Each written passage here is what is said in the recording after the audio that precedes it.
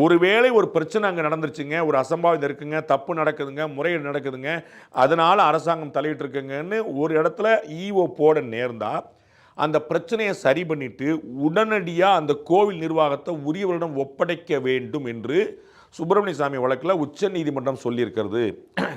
Continuation thereafter would tantamount to violation of the fundamental rights guaranteed by the Constitution.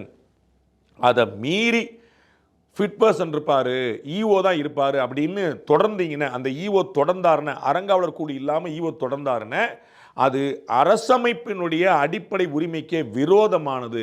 Therefore, taking over the management in the such circumstances must be for a limited period அப்படின்னு உச்ச நீதிமன்றம் ரொம்ப தெளிவாக சொல்லியிருக்கு. ஒருவேளை அங்கே நீங்கள் ஒரு ஃபிட் பர்சனை போடுறீங்க, அவர் ஈஓவாக இருக்கக்கூடாது.